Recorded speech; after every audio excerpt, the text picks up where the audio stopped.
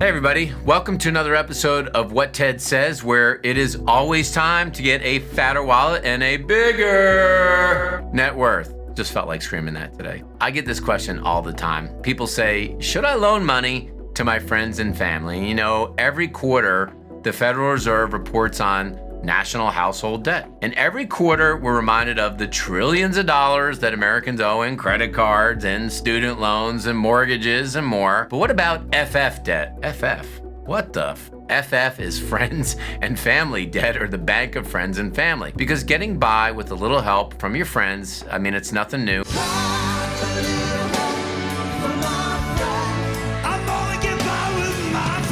But especially today, there's like peer-to-peer lending, and there's digital wallets that make lending to people we know a lot easier.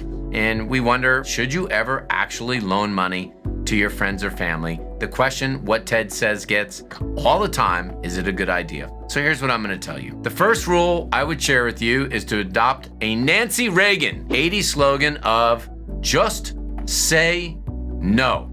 You remember that? She said just say no, and people still did drugs anyway, but just say no was her motto. And in my opinion, best to tell people you don't have it, you can't afford it, or you simply don't want to jeopardize your relationship with them. Do not do this. Loaning money to friends and family will cripple you. Those answers, if you just answer the three I just gave you, it will solve 90% of the problem that you'll have with loaning people money. Because the real question of loaning money to friends and family is whether it's really a loan or it's a gift. Let me just stop for a second and say to you, if you just give them the money and it's a gift, you won't have problems, because you won't have the same level of pressure, because you're just saying, hey, look, I'm just gonna give you the money. There's no strings attached. I don't expect anything back.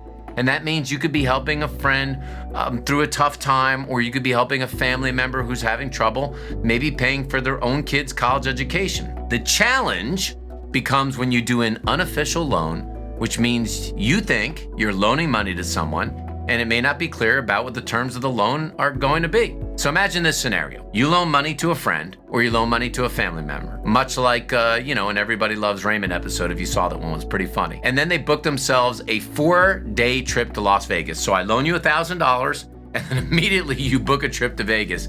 Then every time you see them at any event, Thanksgiving, holiday time, it could be the 4th of July, you'll always be wondering in the back of your head, when am I gonna get back my money? And the answer is never.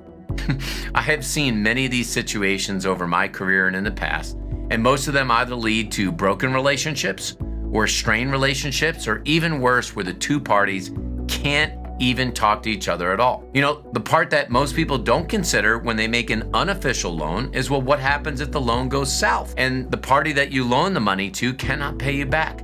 How will you actually prove to the IRS that you made the loan? You're not going to be able to do that. So now, not only have you lost the money, but what a terrible blunder of a financial move, you can't even write it off. So if you have to loan the money to somebody, and I know you're not going to like this, but I recommend you making it official by creating something called a promissory note. You can find sample these on websites like Rocket Lawyer, and this note should spell out the amount of the loan, it should spell out the interest rate, the terms of repayment, and most importantly, what happens if they do not repay. This will actually protect both of you, and you should make sure to report the interest on your taxes. That's how you do it. And there's no easy answer when it comes to the idea of loaning money to friends and family. There's just not. Get it in writing. The big decision that you should be making is whether this is going to be a gift or it's actually going to be a loan. And I think that's going to make the process so much easier, because remember, relationships are tricky. They're tricky enough as it is. And money can make them absolutely go in the wrong direction if there's a misunderstanding about money. It happens all the time. So if you're gonna loan some dough,